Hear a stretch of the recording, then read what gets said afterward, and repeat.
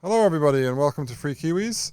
Today, we're delighted to have with us Peter Ridd, who was a professor, I believe, at James Cook University in Queensland, but he is no longer a professor at James Cook University because something happened. So we wanted to talk to you today, Peter, about that something. So first of all, welcome to Free Kiwis.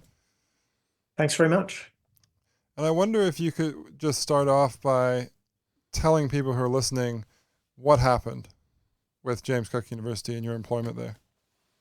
Essentially, I'd been working as a physicist of all things on the Great Barrier Reef for over 30 years, and it had become more and more evident to me that a lot of the science on the Great Barrier Reef was actually complete rubbish and certainly lacking in any suitable form of quality assurance. And I started to say that. I pointed out that a reef that was supposedly had absolutely no coral. This is one of the 3,000 reefs of the Great Barrier Reef, supposedly had absolutely no coral. We were able to take pictures of wonderful coral. And there were various other incidents which occurred. And essentially, I said that a lot of the work coming out of one of the institutions at JCU and a sister institutions just out of town wasn't quality assured, and you couldn't trust the work coming out of it because it wasn't quality assured. To, And to, to say it well, wasn't you can quality, imagine that didn't make me very. sorry, to say it wasn't quality assured seems to be putting it mildly. If they were saying there was no coral and there was a heap of coral, how can that be? Well, exactly. And my comment was, I didn't mind so much that they'd told us that a reef had got no coral when we were able to. I just sent a couple of my guys down because I had quite a few people employed by me through the university. Go and take some pictures of the coral. Because I knew there must have been good coral there. My main point was, it's not that you've got it so appallingly wrong. Is that what systems did you use or actually not use to be able to make such an incredible blunder? And by the way, that's not just the only one. There's lots of others that I could point out. And that's been my point. So very calmly saying, well, you don't have any quality assurance. Therefore, we can't trust what you do. Some of your stuff might be wrong, but how can we tell when we can quite clearly see that there are problems with all your processes? All right, so then what happens? So you made this point, and So, then right. Yeah, so I got a nasty, basically a meeting with the dean to tell me that I'd brought the university into disrepute and that I had been uncollegial and said all these terrible things, which I hadn't. I just said, well, it is a terrible thing to say. You don't have quality assurance of your science institution, but I thought it was true, and it's surely my duty to say that if that was the case. So it then got very well, nasty hold on. because So I decided I was. can I just ask? So what form did you put these criticisms? Did you publish a paper saying I had my team go down and we did Uh, find this, or did you go on the news, or did you write an article in the newspaper? it was in the news, but I also have written articles on this saying essentially exactly the same things, saying there's a lack of quality assurance. But it was an article. It was a television thing actually with Alan Jones, who's a sort of was a fairly big person in the Australian media, and of course that blew it wide open, and they didn't like that very much. Was that Sky News But then what Australia? happened was that yeah, they hit me with a confidentiality. Basically, we've got all these allegations against you, but you're not allowed to talk to anybody again about it. And went back and I said, well, what about my wife? Am I allowed to talk to my wife? I mean, I'd already spoken to her, of course. And they came back and they said they didn't give me permission for that, Uh, to even speak to my wife about these things. And so I didn't talk to anybody else but my wife, essentially. I got an all, but it had got out that there was this problem with the university and me, that there was a problem. I couldn't say anything about it, but the problem had got out. So I got a whole lot of emails from a lot of my students saying, this is terrible, what's going on? And I responded to those, and it turned out in a very professional way. I didn't slag off at the university at all, which was quite surprising. But then I got another 28 charges of misconduct against me because I'd said that I'd said things like, the universities don't are not in favour of free speech when they see that they're much more likely to crush free speech than actually support it, and various other things like that. They also accuse me of being, what were the words they, essentially saying things which, well, it's difficult to go to all the details, but saying things which were really quite sensible. They objected to those sorts of things. Anyway, we ended up deciding the Great Barrier to Reef. go to. These are scientific statements. Well, about the Great Barrier Reef, yeah, that's right. We ended up deciding to go to court, and of course, to go to court, you need a lot of money, and to get a lot of money, you have to. I ended up going and doing a crowdfunding. If you're going to go crowdfunding, asking for people to support you for legal fees, you've got to say what this is about. Yeah. So I had to put all the allegations that were against me on a website. Sorry, my phone is just ringing at the moment. On a website. So that meant that I had to break this confidentiality directive about what had actually happened. So I actually had to tell people everything, because otherwise, I'm an academic. People could have think that I'm doing something dastardly to the first year female students or something. So this confidentiality clause or directive, obviously you didn't sign up to that voluntarily. What grounds can they censor you on? I mean, what was their basis for being able to do that? It seems bizarre to me. You're a scientist. You are speaking about something in your area of expertise. That's your job. What's their grounds for censoring you? Well, they claim that it's in the work contract that I essentially had signed up to. But I've been at the university for 30 years, and this was part of the agreement that has slowly changed over time.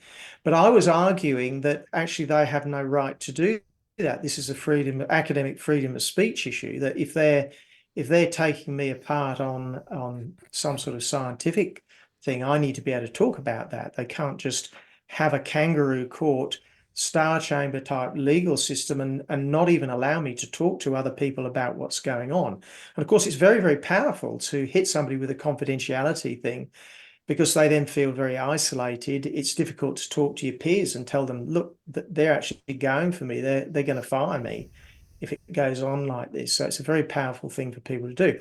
But I had no choice but to break that, because otherwise I couldn't get the ultimately 1.5 million Australian dollars that this took to take it all the way to the High Court. So that was, part of the problem. So what happened when it got to the High Court? What did the High Court have to say about all of this?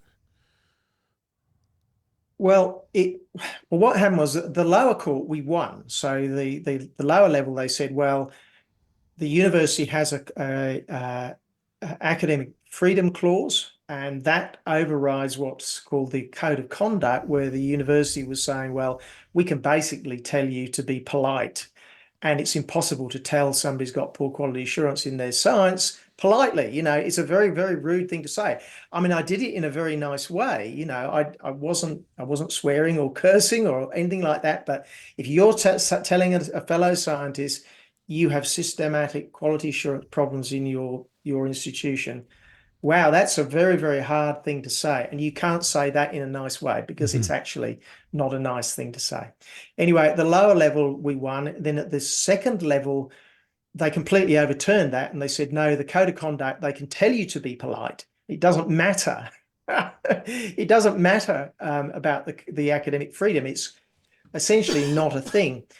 And then the High Court overturned that and said, no, the university acted unlawfully in telling me to be silent about the scientific issues. That they had no right to censure me about saying that there were quality assurance issues and all the other things, but they still had the right to fire me for breaking the confidentiality. In other words, for telling the world about their unlawful activity in censuring me. So this was the incredible thing, that the university broke the law. I told the world about it. and I lose my job, and the university gets absolutely no comeback, no fine, no censure, nothing at all. So that was the upshot. We essentially proved a point. Academic freedom is a thing in Australia. The High Court has said it, but the university can still tell academics, even if the university themselves have broken the law, to remain quiet about it. So it's sort of a bit of a strange thing. It seems very curious that if they had no right to tell you to shut up, and that academic freedom is a thing, that they can simultaneously get away with telling you to shut up. Yep, but that's the way the legal system is not necessarily about justice. It's about the reading of the letter of the logic, work contract. it would seem. I have to say, no, that's right. And I have to say, if you read the Australian media, there was a lot of negative commentary about the High Court decision. A lot of people say this was just a ridiculous decision. That they, in the end, they said, well, freedom of speech is a thing, but you can't even say that the university's even when the university's broken the law, you can't actually say anything about it. So where's the freedom of speech in that? So I think so. It The university really was was quite a what the university and the court were claiming was something like, you can say whatever you want about the scientific issues in the coral reef, but once we have a disciplinary process in motion, you're bound by confidentiality. That was the idea, right? But you're saying that that's exactly it. You're saying it's kind of hard to go through a court case, especially if you want public support, without even mentioning. So you weren't even allowed to mention what it was about, like that it was about your statements about the Barrier Reef? I wasn't allowed to say anything about any of the disciplinary proceedings whatsoever, which inevitably started with what I was saying about the reef. So you're right. I mean, so what you are is you're a little individual. I mean, as I say, $1.5 million it cost of crowdfunding, plus another 300,000 of my own money, right, went into this. The university would have easily doubled that in turn, because they literally hired a lawyer who is reputed to earn $25,000 a day, the top Australian barrister, most well-known, appreciably the most well-paid barrister. So, you can't fight that unless you can get money from elsewhere, and you can't get money from elsewhere unless you tell people exactly what this is about. So you were sort of caught between a rock and a hard place. Look, I'm very glad I did it, because, some things you just got to do. And even though we've lost, we did sort of prove a point that other academics will be able to use. But my word, we've got a long way to go to have real academic freedom in Australia. Let's try to straighten out. So when exactly did you get fired? So basically you say things about the Great Barrier Reef and about your colleagues and about lack of quality control. Then the university says, we're going to have a disciplinary hearing. And it's at that point that you feel like you need to fight that by talking about it in public? So was there already a kind of legal process around the disciplinary proceeding? No, the legal process started well after the disciplinary receipt. The legal process essentially started initially. Sorry, the disciplinary process started in 2015. It then got going again in the second round in 2016, and then about another 5 months later. So I'd been under the hammer for 5 months. Legal. I was paying myself, and another guy was paying for some of my legals at that stage, backwards and forwards for 5 months before we blew it all open, and went public with all the details, and then got all the money basically. And by the way, the support from the public was utterly astounding. We got the first 100,000 Australian dollars in 48 hours. We went public and we got $100,000, and ultimately it went up to $1.5 million worth. So you were dismissed outright at some point. They didn't wait till a series of cuts and say, "Oh, you've lost out" or something like that. Well, actually, no, that's right, exactly. So it took about a year before, about 4 months after we started legal action, before they finally fired us. But you could see they were going through the process. There was never any doubt what was going to happen, which is why, of course, I went into it. Though it must be said, they gave me an option to keep on staying quiet about the whole thing, including what I was saying about the lack of quality assurance. But basically, I wouldn't be able to say anything ever again. and I just couldn't live with being muzzled. So I said, no, bugger you. I'm not gonna be an academic at my age and just let you do that to me. I'm going to go and see if we can fight this. And that's what we did. Because, one of the things that really got me was that I'm now 63. At the time, I was 58, 59, something like that. And it's only the older academics who can actually say these things, because, getting fired for me wasn't particularly nice, and it was very expensive. But, I've got a good superannuation. My career is at its, the other end. If you're a 40-year-old or a 30-year-old academic, being fired is a major deal. Yeah. So it is incumbent upon the older academics, and if there's any older academics listening to this, you have a duty to take a risk on the behalf of the younger scientists in your university. And if you get fired, well, so be it, because you'll get a whole lot of support. You'll be able to hold your head high about what's happened, because the universities are now a disgrace, and it's only the older academics who internally can do anything about what's going on. I completely agree with that, and I think we've been talking about this quite a lot of late, that especially in science there's been too little recognition of the various influences within the university that are seeking to censor people, whether in your case it sounds as if it was basically commercially motivated. They didn't like you calling into question their processes, and then there's the people who say things that are against current ideologies of one kind and another who run into trouble.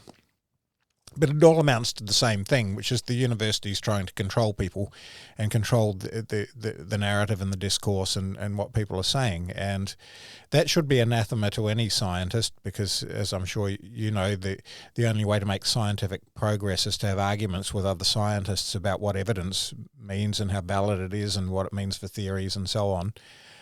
And if you can't do that openly, then science is gone. And so you're perfectly right. And I have people say to me from time to time, especially when I was still at the university, "Oh, you're very brave for the ways you stand up for people's right to speak and say what you think and all of that." And my response is, no, I'm not brave. The ones who were brave were the ones who stormed the beaches at Normandy 80 years ago. Yes. They were brave. They were putting their lives right on the line. I'm risking, at worst, losing a job and mostly just being called bad names, so that isn't particularly courageous. Can I interrupt you there and say, look, that's exactly what I say. I get the same thing. Oh, you were so brave to stand up, at the small level, maybe. But you're dead right.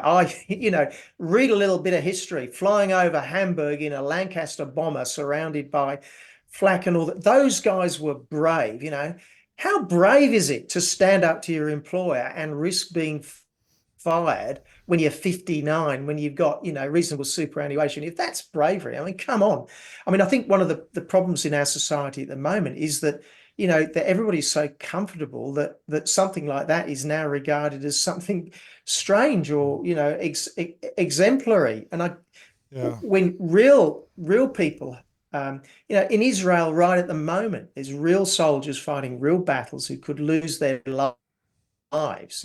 That's bravery. I think some of us aren't so much brave as just kind of oblivious. Like, you can very naturally kind of assume that all this stuff that's out there, all these laws like the Education Act in New Zealand that actually defend academics' right to state uncontroversial opinions are actually going to help people out in these situations.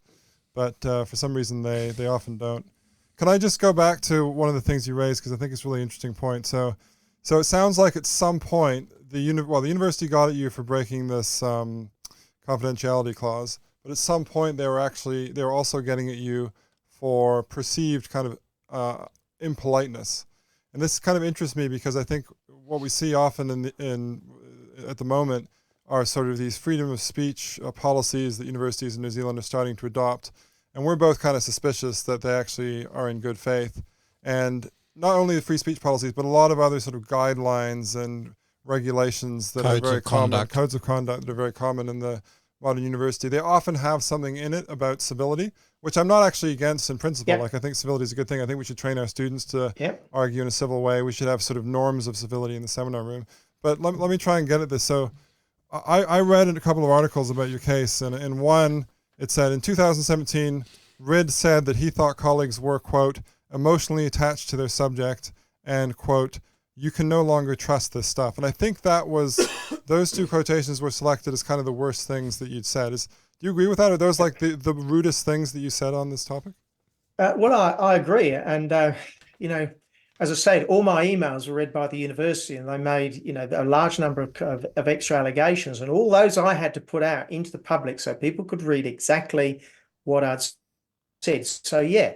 I mean, I was saying they were untrustworthy because there was no quality assurance. If there's no quality assurance, you can't trust the work, which isn't to say it's wrong. It's just that you can't trust it. And there is no doubt that many of the marine biologists are emotionally attached. And if you read what I've read, I say, I don't have a problem with marine biologists being emotionally attached to corals and turtles, but it means that you then have to have even more quality assurance systems to make sure that they're actually getting an ultimately objective handle on what's going on. Well, in fact, I would say the other thing they did, the process of science is precisely to account for the fact that people get emotionally attached to their ideas. We all do. Yeah. It's a human thing. There's no scientist who doesn't. It's extremely difficult to think like a scientist. Even scientists don't do it most of the time. The best they can hope for is to do it while they're actually engaged in their scientific work, and even then they need other scientists to hold them accountable for that so that they do. It's extremely difficult. So it beggars belief that it's a controversial thing to say, that people are emotionally attached to their ideas, whether they're scientists or not. Exactly. But another thing they did me for was I'd satirized the disciplinary process, satirized it, right? So what had happened was an old PhD student of mine had sent me an article about the case. By this stage, it sort of got out. And I'd responded. I can't remember exactly what I said, but it was virtually nothing, But anyway, the charge was I'd satirized the disciplinary process. So that wasn't allowed to say anything about the disciplinary process at all. So it was quite staggering, some of the things that they did me for. So what but were yes, they that's appealing about to? as bad as it was. It wasn't. I mean, if I'd done something like said that somebody was lying, they were fraudulent when they weren't, or That's something like that, then okay, I get it, right? But there was nothing like that. I've never used any of these people for being fraudulent. I accuse them of being not careful enough and not checking enough and not doing the scientific thing, but nothing above that at all. And it seems to me that it's kind of difficult to engage in any kind of scientific or academic controversy if you can't actually say you think your opponents are wrong, right? You can no longer trust this stuff. To me, it means like I have an issue with this whole kind of subfield. Which, okay, maybe it's you can say it's an ambitious claim or whatever, you need a lot to back it up, fine. But, on the face of it, that's just a claim. And you can't be a scientist without criticizing other people's work, and hopefully your own, by the way, as well. I mean, that's what it's all about. It's like, I was trained at Monash as an experimental psychologist, and we had this weekly seminar, which was known around the traps as the bear pit, because when you went in to give a talk to the Monash experimental psychologists, they would go to town on you every time. There was no piece of work, no scholar too distinguished to escape the most rigorous interrogation of their ideas. And it was the best training as a young scientist I can possibly imagine. Yeah, no, exactly. I mean, that's what should happen. What should have happened was that the institutions who I was criticizing should have come back and said, Peter Ridd is wrong for these reasons. These are our processes. He's wrong. There was coral on this reef. That's what should have happened. But of course, it didn't. Yeah, I mean, there's plenty of places. In all these situations, it often strikes me there are plenty of more dignified places for these institutions to go. I mean, even if you've been right about that one particular stretch of coral, they could have said, we could have said, we accept these findings, but, we maintain that overall there's lots of damage to the reef and it's heading downhill or something like that, right? That would also have been possible. Yeah, that would have been quite okay, and that's of course exactly what should have happened.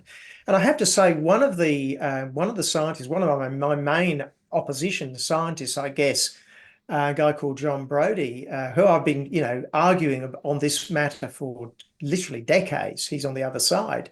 He came out very publicly on ABC, the Australian Broadcasting Corporation, and said what the university is doing here is utterly disgraceful. They can deal with Ridd's arguments. I do deal with Ridd's arguments all the time. There should be an open scientific debate, and what the university is doing to Ridd is utterly despicable. Right? So even people on the opposition could see that what was happening here was utterly terrible, but most of them didn't want to say anything because they were scared that the university would, well, if you support Ridd, even if you're on the other side scientifically. John was able to do it for two reasons: that he and I actually got on really well together on a personal level, even though we disagreed. Well, the fact is he's an actual scientist, so I would say that even though he disagreed with you about the reef and all that, he's not on the other side. He's on your side and the side of science.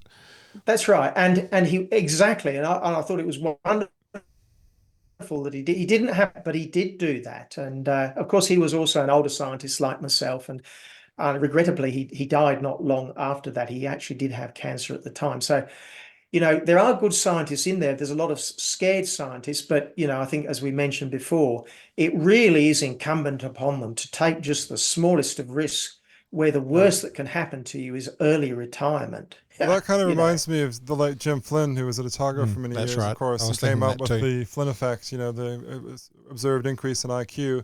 And he, of course, famously argued against people like Charles Murray, who thought that there were racial differences in IQ.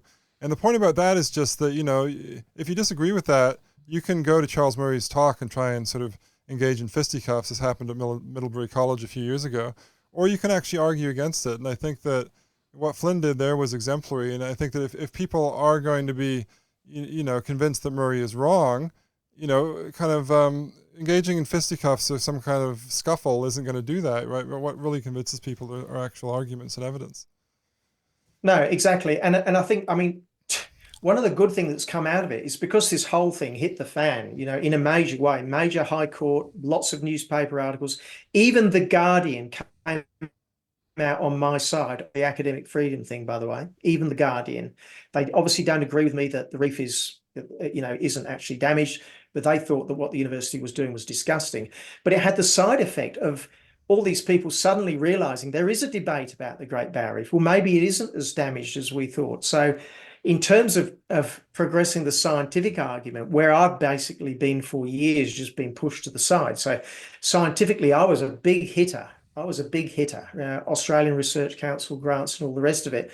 But because I kept on saying, look, there's a problem here, eventually I started to lose grants.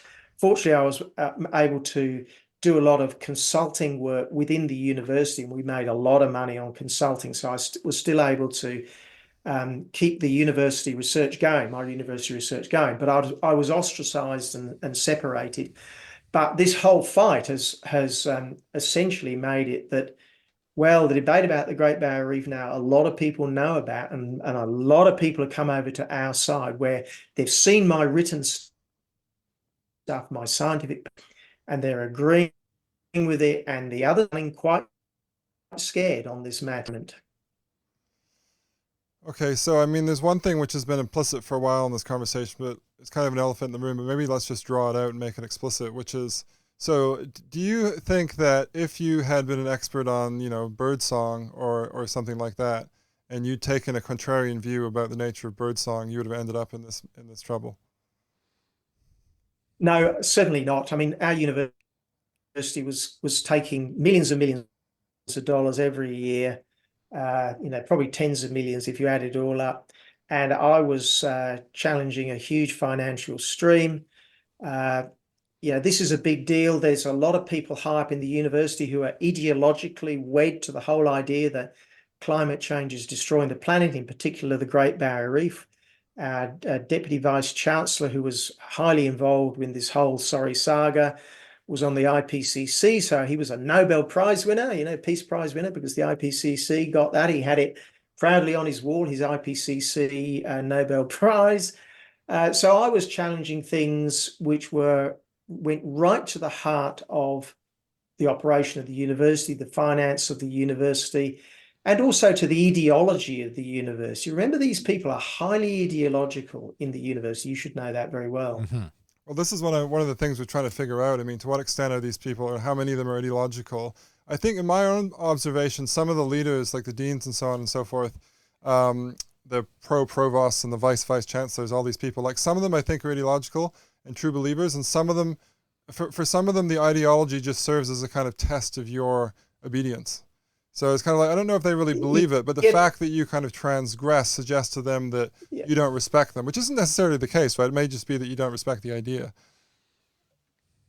Yeah, I think that's right. A lot of them, they blow with the wind, whatever gets them up the slippery pole, they'll go along with that. But there is still, there's most of them are ideologically of the left or extreme left, and that they don't like these sorts of challenges. They don't actually believe in freedom of speech. They really don't believe it at all. That seems to be the case. Actually. You don't need to convince us on that. We just had a very interesting event that Michael spoke at, was the Victoria University of Wellington, because so many people have been criticizing, the lack of free speech at New Zealand universities.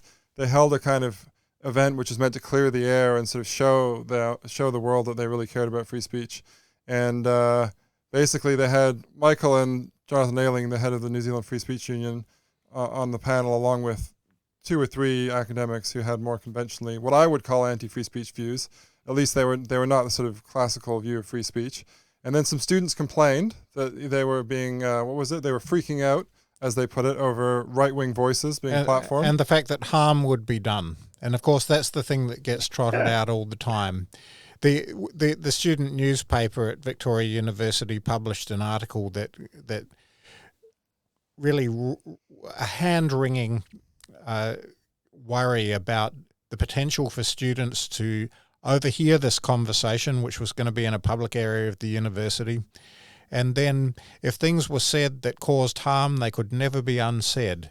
As if a conversation about free speech, about the idea that people should be allowed to say what they think, that the university shouldn't cancel people who are invited to speak on campus or censure its academics, as if these things could do damage to people to hear.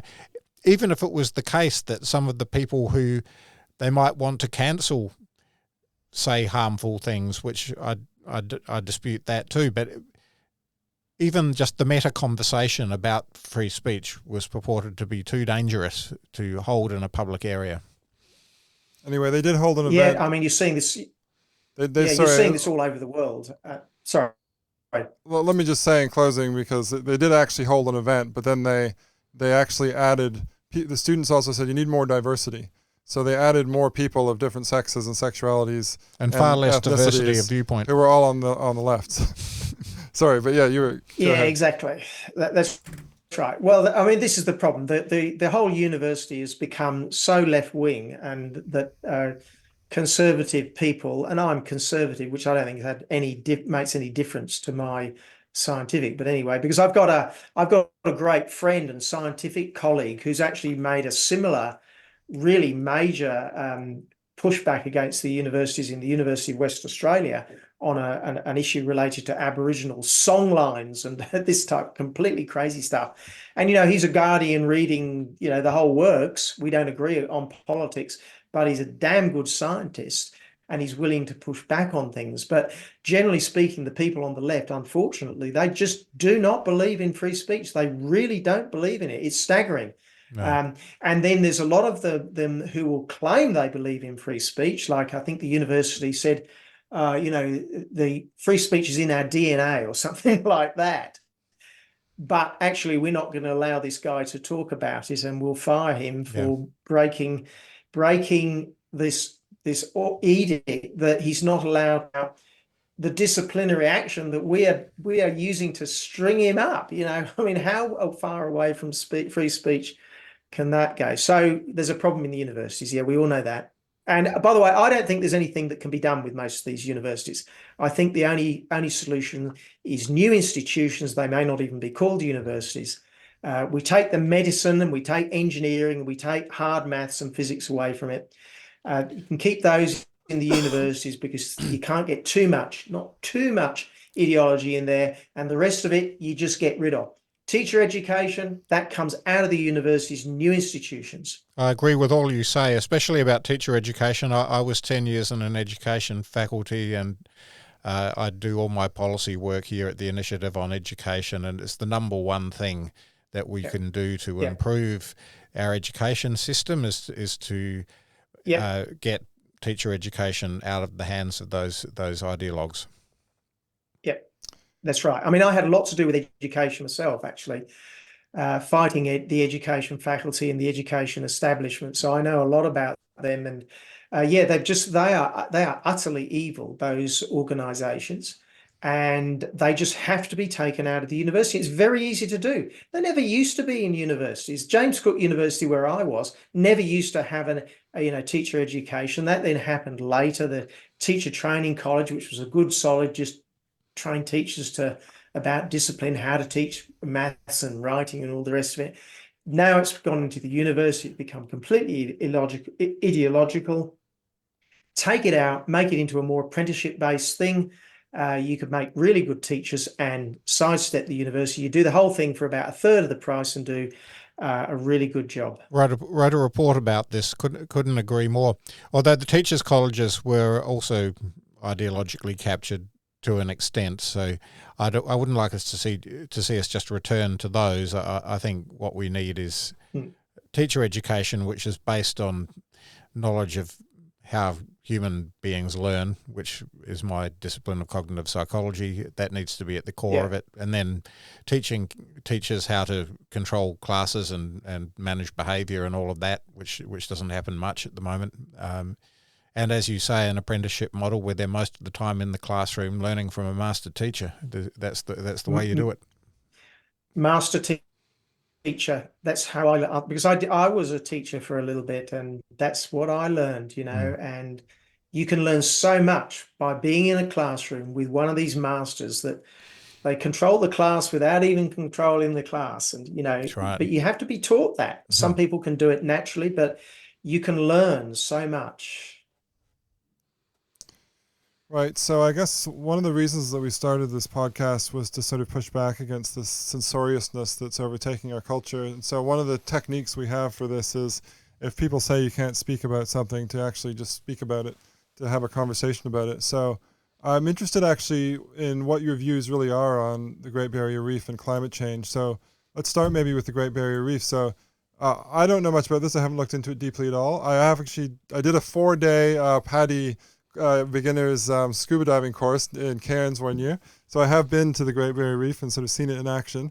Is there not evidence for things like bleaching on the Great Barrier Reef? Is it not the case that some of these ecosystems are breaking down? I read that all the time. What do you think about that? The Great Barrier Reef is one of the most pristine ecosystems on Earth, maybe the most pristine ecosystems on Earth. It is enormous. Sure, coral bleaches occasionally. It's always bleached. Bleaching is a thing that corals do. When a bleaching event goes through, it's a little bit like a bushfire in the Australian mainland. It looks bad and it grows back. It actually doesn't even kill much coral, almost no coral. Right, so we had supposedly, according to these scientists, some of which I was referring to as having useless quality assurance, according to them, we had massive bleaching events in 2016. 93% of the coral bleached and potentially died. 2017, a similar, well, not quite as much, but a large amount. 2020, massive bleaching events. 2022, massive bleaching events.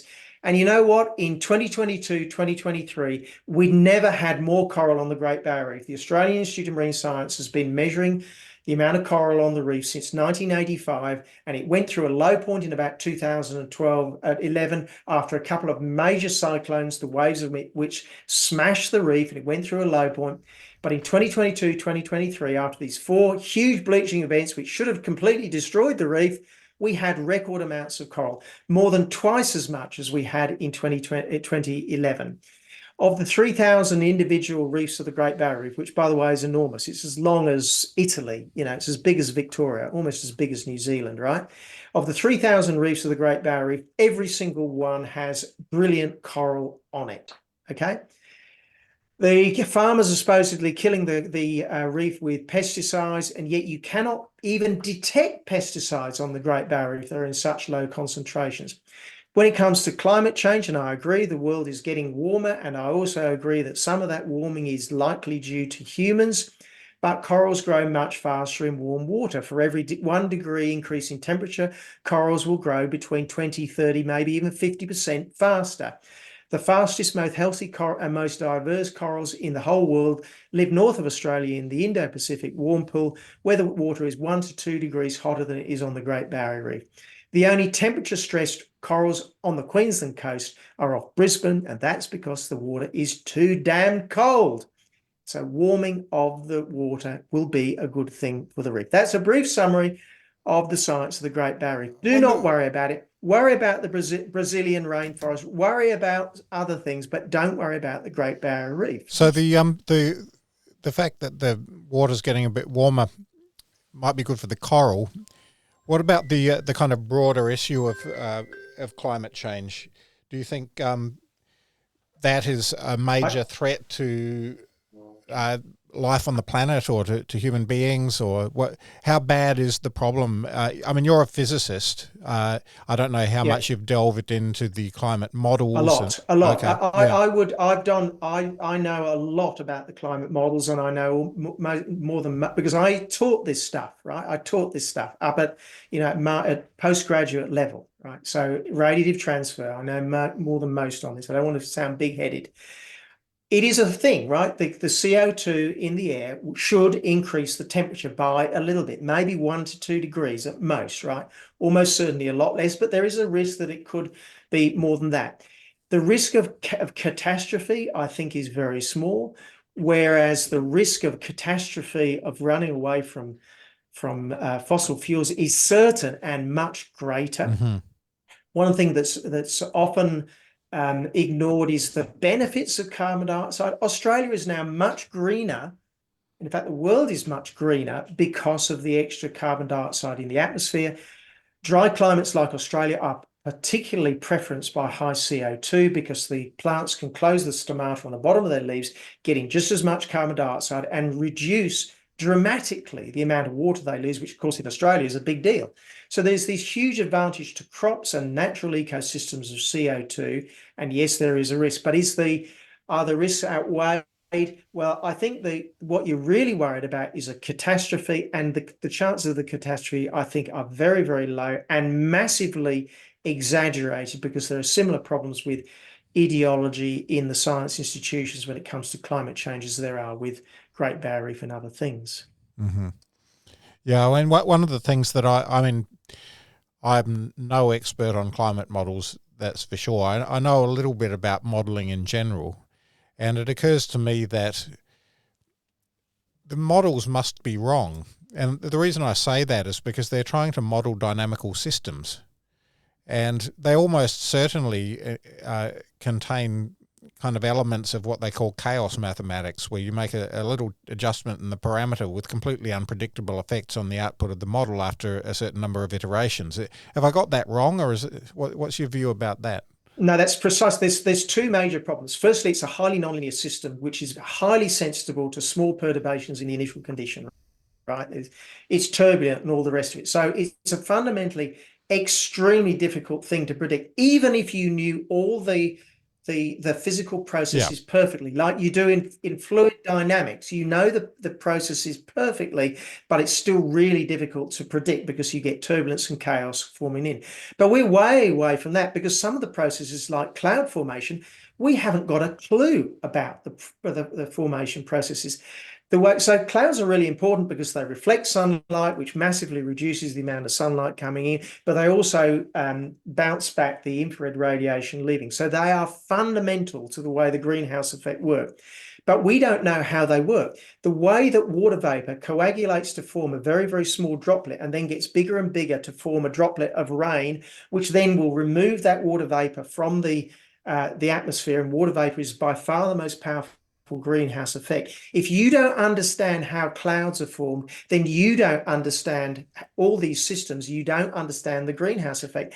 And we don't understand cloud formation in anything more than a very ephemeral way. So we don't understand the physical processes properly, and we've got this huge problem of chaos and nonlinear aspects. So the models are highly dicky. So then you should go to the geological information. The geological information shows us that high CO2 levels are not particularly well correlated with high temperatures. If you go back to the Holocene climatic optimum just 5,000 or 6,000 years ago, it was 1 or 2 degrees hotter in a large part of the world. And yet the CO2 levels were no different to what they were 200 years ago. So why is that? Is you know, that to do with there- different ocean currents and I mean, over vast amounts of time, continental drifts changing the dynamics of temperature, or is it?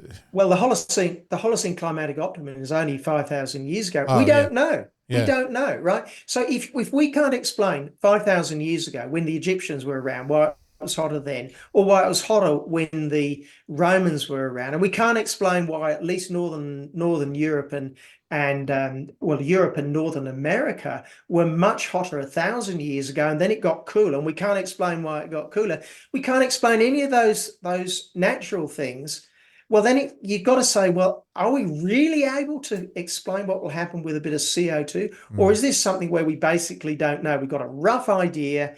Maybe we should prepare for the worst. But what we do know about the climate system is there are some very strong negative feedback. So when you perturb it, it doesn't just sort of run off and go off to an extreme. It tends to go back to, like Le Chatelier's principle. Yeah, in chemistry, like self-correcting. That seems to be much more likely.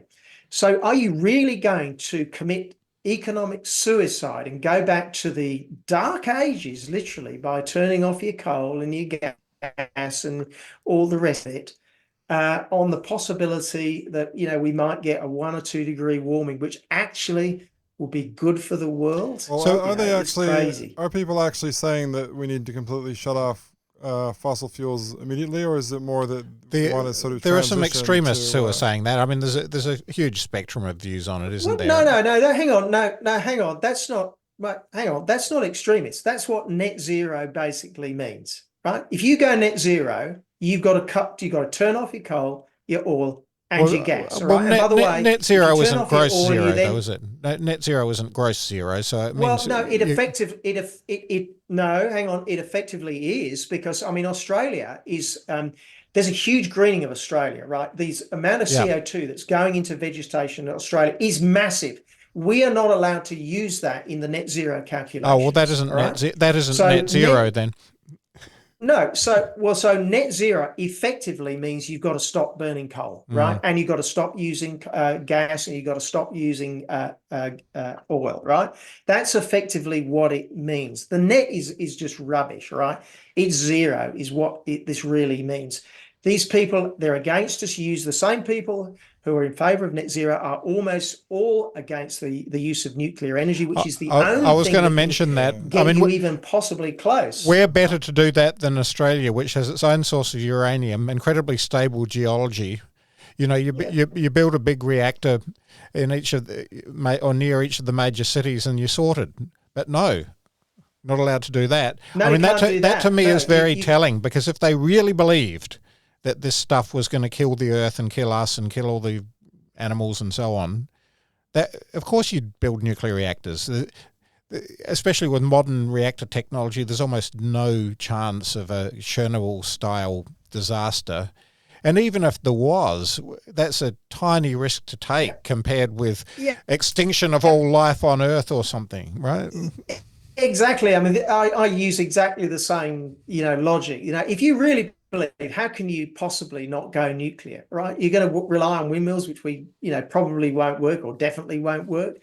You're going to lose 1 billion people on Earth, and you're worried about losing 150 or 200, which happened in Chernobyl, or was it 1 at Fukushima? I don't know. There's even 1 we lost at Fukushima.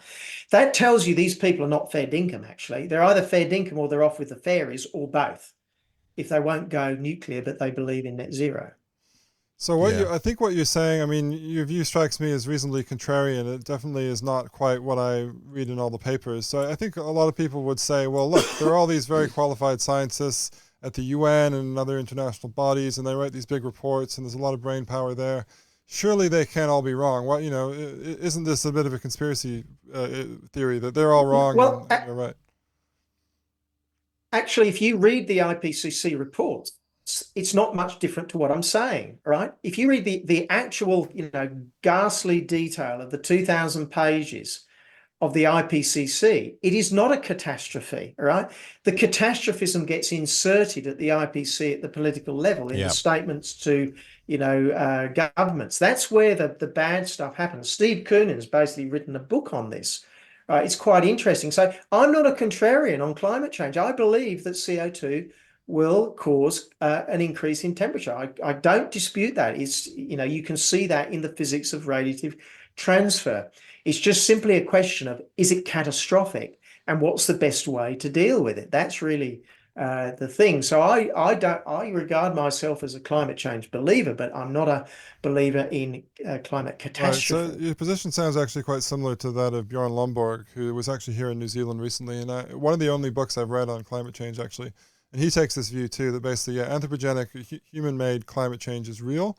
Then it's not necessarily, as he puts it, a kind of gun to our head, or we shouldn't think of it like that. There's going to be changes, and then the question is, how do we respond to them, and how much money do we spend on this purported solution versus this other purported solution, and also what are the costs? I think that often gets left out in these conversations. What are the costs of the solutions that we're trying to bring to bear here? And Lomborg points out that the costs are actually, minuscule compared with the costs of adapting to it are minimal compared with the costs of going to net zero, which is just it's basically the end of your civilization, because even if we all went nuclear, we still need hydrocarbons for transport, at least for the foreseeable future. We still need to use hydrocarbons to make plastics and everything that's around us. So, we're hooked on this for a while yet. So there is no choice. So yes, I'm in the Lomborg camp on that. But when it comes to the Great Barrier Reef, I don't accept that there is any significant damage to the Great Barrier Reef whatsoever due to climate change. Yeah, right? It sounded like what you were saying earlier. You were saying that with the water temperature increases, that's actually good for coral. And I wonder if that accounts for something else I'm interested in, which is the debate over rising sea levels in the Pacific and Pacific Islands. Because I've read, I think the mainstream news sort of reports that the sea level is rising. There are people in Tuvalu, including I think some of the politicians. There was a speech, I think it was the president or the prime minister of Tuvalu, who did a speech with the water up to his waist. Yeah. So he obviously, I don't think, being charitable, I don't think he's lying. Maybe he really believes that this is the case. He's there, we aren't. So, but then I read other reports that actually some of these coral atolls are increasing in size. When I read that, I always scratched my head and thought, well, how is that even possible? My understanding is that atolls are fairly dynamic things, that they come and go over time, and an atoll can... the sea level can remain exactly the same, but an atoll will rise and an atoll will fall. Is that your understanding? Well, look, I mean, the Pacific atolls are often on, Pacific seamounts, so they can go up and down tectonically, but over shorter periods of time, they rise, right? Because an atoll is a living island, right? It's built by coral. A coral atoll is built of the bits of chips of coral, right? So what happens is that there's things called parrotfish which eat coral surrounding the island, and they literally poop out calcium carbonate sand because they've eaten coral, right? That then gets washed up onto the beach by the waves, and then the wind blows it up onto the palm trees and the grass, and the coral atoll actually grows. So I've forgotten the exact numbers. I did a video on this just recently, but out of say 150 or so coral atolls that a particular scientist group studied, they found that most of them were either stable or growing, and only a few were actually getting smaller. So most of those coral atolls are getting bigger in area, not smaller in area, which is exactly what you expect. The amount of corals that grows on the reef that is then eaten by the parrotfish and other organisms, or is smashed by cyclones and then washed up on the beach, is far greater. It's a huge amount. So these things can rise by many, many millimeters per year, by 10 millimeters per year, no problems at all. And that sea level is rising at maybe 1 or 2 millimeters per year. Right. Well, I learned something there. I never knew that tropical island beaches were actually made of parrotfish poo. Yeah, that's right. It's parrotfish. They reckon that the whole Maldives island, I forget the numbers, is 98% parrotfish poo.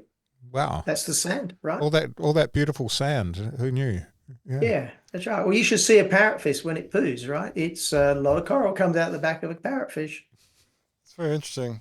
Well, so, listening to you today, Peter, I have to say, maybe some of our listeners won't agree. They won't be convinced by what you said on these topics of climate change and the Great Barrier Reef. But I mean, it's very obvious to me that you know your stuff and you approach this in a scientific way and in a scientific spirit. And so I guess the big question for me is just why not have people like you in universities putting the other side of the argument? I mean, wouldn't that, even if you think, you know, you're wrong about things, wouldn't that enhance science? Wouldn't it make the people who, you know, some people might think are right about these things to sort of sharpen their wit, sharpen their arguments, and sort of, you know, be challenged to actually try and falsify their own arguments or to try and sort of verify the things that they found? Yeah.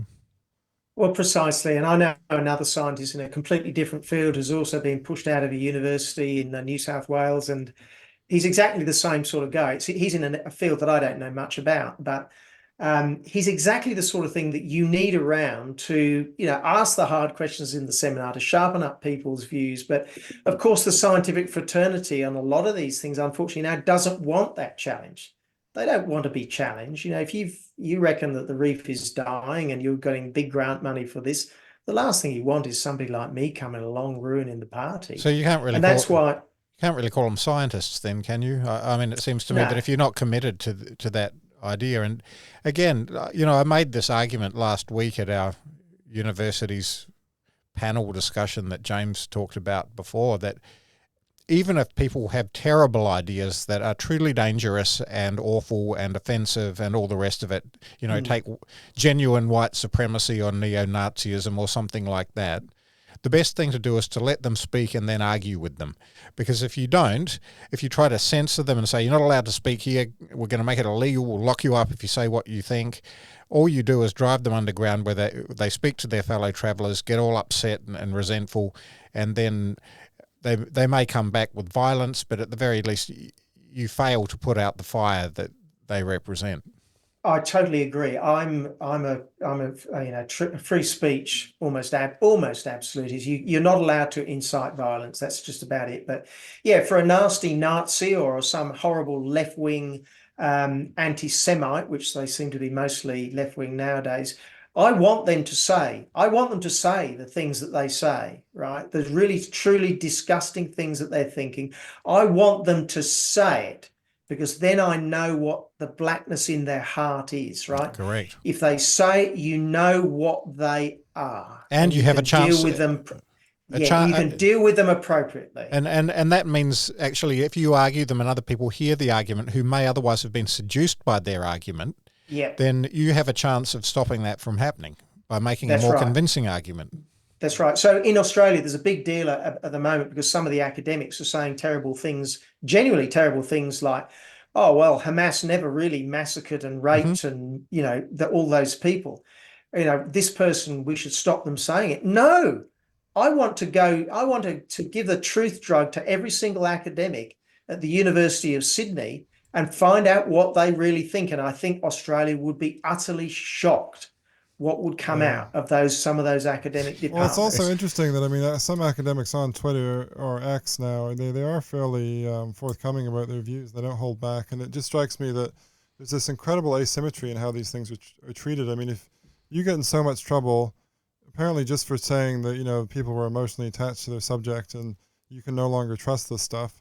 I mean, here in New Zealand recently, there was a dean of a law school, the AUT Law School, who posted on Facebook, you know, if people don't believe that Maturanga Maori or Maori traditional lore is science, those dinosaurs can go and die in the corner or something like that. And I don't think any action is ever taken against these people. Not that I think it should be, but I'm just saying if there is going to be a bar for being insulting or whatever, then surely it should apply equally, right? Exactly. That's right. But all this shows the general utter corruption of the universities, and this is not the only area where they are utterly corrupt. But, you know, that's another story, I guess. All right. Well, thank you so much for joining us, Peter. I'm going to have to book another trip to Cairns to have a look at these parrotfish pooping out the reefs. That sounds fascinating. I don't think I saw that last time. So. I'll let my daughters know next time we go to a Pacific island that they're actually playing on parrotfish poo. All right. Good. At least you've learned something. Thanks very much. Yeah. And it was a great pleasure and thanks for inviting me.